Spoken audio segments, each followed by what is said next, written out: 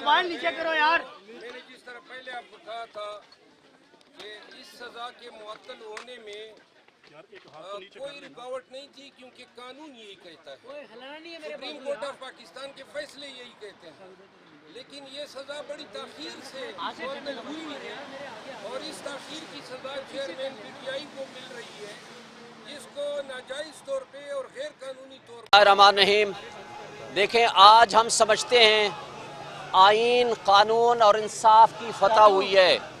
मुझे ये बताएं कि जिस शख्स को, इमरान खान को 25 दिन आपने जेल में रखा, उसके बाद आज आपने ज़मानत दी है, तो इस 25 दिन को कंपनसेट कौन करेगा? इसकी तलाफी क्या होगी? और जब हमने पहले दिन कहा था कि मुतासिब हुमायूं दिलावर जज का फैसला गैर कानूनी है, उसने ना सुप्रीम कोर्ट के हुक्म को माना, ना हाई कोर्ट के हुक्म को माना, एक तरफा फैसला दिया, हमारी फहरिस्त गवाहान नहीं पेश होने दी। और उस वक्त इस्लामाबाद हाई कोर्ट ने कहा कि 4 दिन की तारीख दूंगा। 4 दिन के बाद पहली तारीख 17 दिन के बाद आई।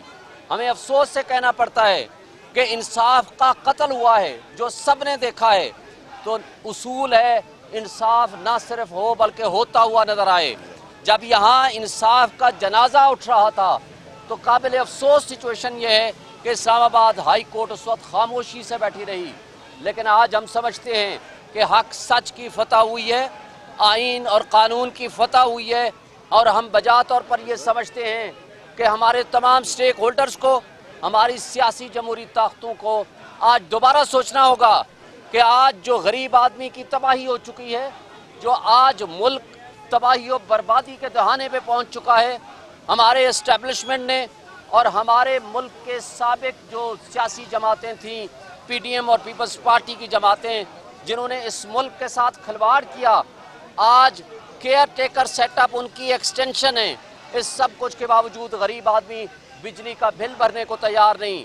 इमरान खान की दुश्मनी में मैं सवाल करता हूं तमाम स्टेक होल्डर से, अपने एस्टेब्लिशमेंट से, क्या नेशनल सिक्योरिटी, क्या पाकिस्तान की बका, क्या 25 करोड़ अवाम की फलाह व बहबूद के मुकाबले में एक शख्स की दुश्मनी आपको इतनी ओवरवेलमिंग, आपको ओवरवेलम करती है कि आप तमाम चीज़ों को एक साइड पे रख के सिर्फ इमरान खान की दुश्मनी में इतने निकल गए हैं कि आपने इस मुल्क को दाव पे लगा दिया है, इस मुल्क की सलामती को दाव पे लगा दिया, इस मुल्क की बका को दाव पर लगा दिया और 25 करोड़ अवाम की बका का सवाल पैदा हो गया है। तो आज भी इसका हल क्या है? जबर और खौफ की फिजा ख़त्म करें, फ्री एंड फेयर इलेक्शंस कराएं 90 डेज में, एक स्ट्रॉन्ग डेमोक्रेटिक गवर्नमेंट को आगे आने दें। आज 80% अवाम और पब्लिक इमरान खान के साथ खड़ी है।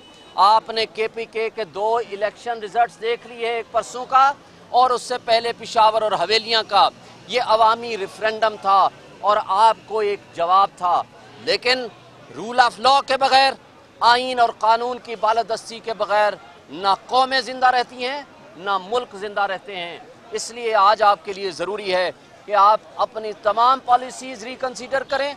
हमारे मुख्तदर तबके और हल्के इसमें इमरान की दुश्मनी में इतना आगे निकल ना जाएं कि मुल्क को दाव पे लगा दें। और इसके साथ तमाम इदारे, हमारी लॉ इन्फोर्समेंट एजेंसीज और हमारे मुंसिफ अपना अपना वो पॉजिटिव रोल अदा करें जो आइन और कानून उनको हुक्म देता है और इजाज़त देता है। Thank you. गुलामी भी बात करते हैं सर, गुलामी भी बात करते हैं। टीवी नहीं आ रहा, ठीक है, ठीक है। वो ज़्यादा पीछे फिर वो जो है ना नहीं दे रहे, बस नहीं करो सर जी, ओके बस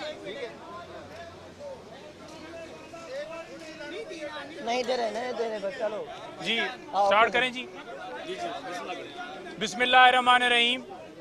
अभी इस्लामाबाद हाई कोर्ट के अंदर हम मौजूद थे और अल्हम्दुलिल्लाह इमरान खान साहब की जो हमने इस्तदा की थी सज़ा मुअत्तली की, सज़ा जो है सस्पेंड हो गई है।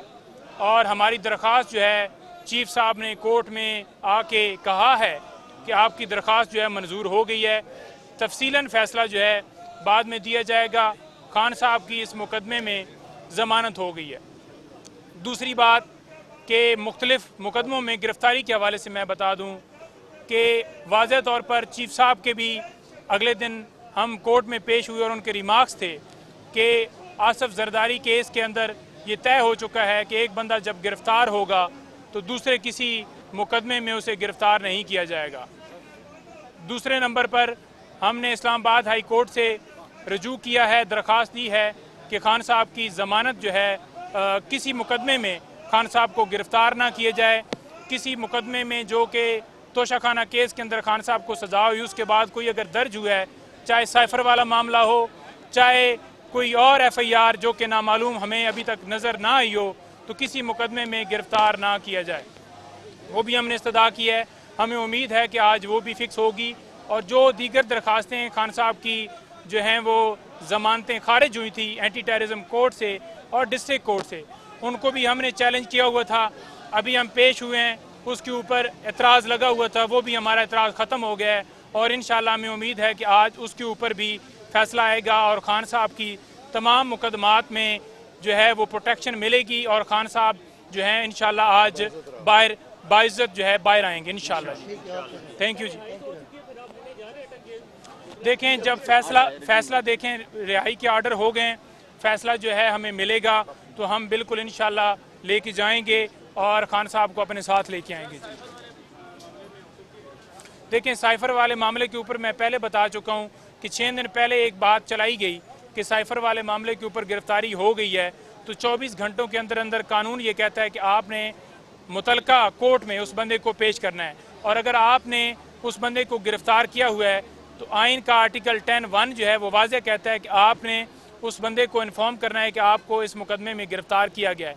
ना उन्हें अभी तक कोई इन्फॉर्म किया गया है, ना हमें कोई पता है, तो लिहाजा अगर वो गिरफ्तारी पुरानी हुई तो वो बिल्कुल गैर कानूनी होगी, वो फ़ौरन गैर कानूनी डिक्लेयर हो जाएगी। सुप्रीम कोर्ट में भी हमारी इस हवाले से दरख्वास्त पेंडिंग है और इस्लामाबाद में भी पेंडिंग है। इंशाअल्लाह हमें पूरी उम्मीद है कि खान साहब जो हैं आज हर सूरत बाहर होंगे इंशाअल्लाह। थैंक यू जी।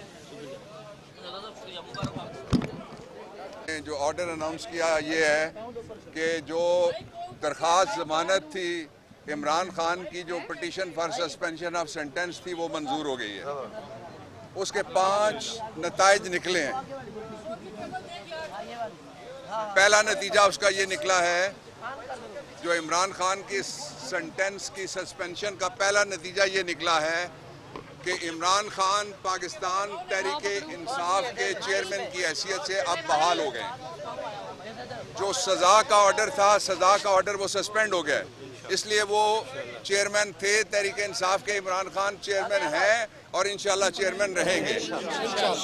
दूसरा इसका नतीजा ये निकला है कि फौरी तौर पे उनकी रिहाई होनी चाहिए और किसी जगह पे भी कोई ये जो बैठी हुई है गवर्नमेंट जो सिर्फ इलेक्शन कराने के लिए आई है, ये कोई ऐसा गंदा खेल ना खेले जिसकी वजह से इनके ऊपर जो छोटा मोटा एतबार अगर किसी को है तो वो उठ जाएगा। इसलिए इंश्योर करे प्राइम मिनिस्टर, इंश्योर करे वजीर दाखिला के इमरान खान को रिहा किया जाए। इसका जो दूसरा है, मैंने बता दिया, तीसरा पहलू ये है कि ये तय हो गया कि ये एक कैंगरू कोर्ट का फैसला था और कैंगरू कोर्ट का फैसला आज मुअत्तल हो गया है।